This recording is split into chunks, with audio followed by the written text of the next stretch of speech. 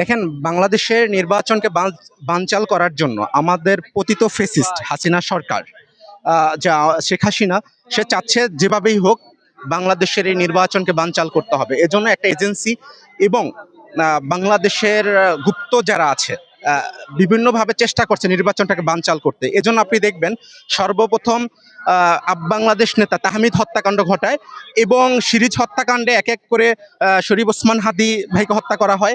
আজকে স্বেচ্ছাসেবক দলের ঢাকা মহানগর উত্তরের সাবেক সাধারণ সম্পাদক মুসাব্বির ভাইকে হত্যা করা হলো গতকালকে।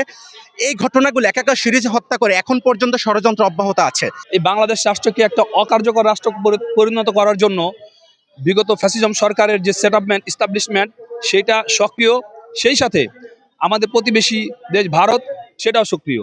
নির্বাচন সুষ্ঠু নিয়ে আমরা শঙ্কিত এ কারণেই আমরা দেখতেছি যে পরপর বিচারহীনতার কারণে জনমানুষের ভিতরে একটা আতঙ্ক তৈরি করবে। এই আতঙ্কের কারণে ভোটাররা ভোট কেন্দ্রে যেতে চাইবে না এবং তাদের সিদ্ধান্ত নেওয়ার ক্ষেত্রে তারা কিন্তু নিরপেক্ষ সিদ্ধান্তটা নিতে পারবে না, তাদের সিদ্ধান্তটা প্রভাবিত হবে। নির্বাচন এখনো যথেষ্ট দিন বাকি আছে।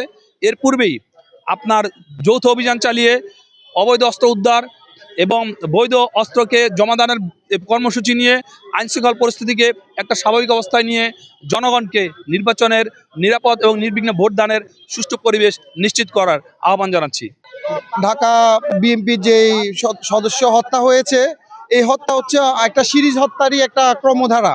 আমরা মনে করি যে আমাদের ইউনাইটেড পিপল বাংলাদেশ চট্টগ্রাম মহানগরের সদস্য শহীদ তাহমিদ হত্যাকে দিয়ে শুরু হয়েছে এই জুলাই কেন্দ্রিক সদস্যদের হত্যার ক্রমধারা।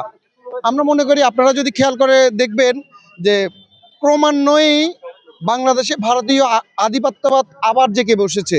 আপনারা দেখুন, আমাদের শহীদ তাহমিদ হত্যার পরে আমাদের আমাদের সিলেটের এক জুলাই যোদ্ধা, তাকে প্রশাসন হেনস্থা করেছে। এরপরে আমরা দেখলাম যে ঢাকাতে আমাদের টঙ্গীতে এক বোনকে প্রশাসন হেনস্থা করেছে।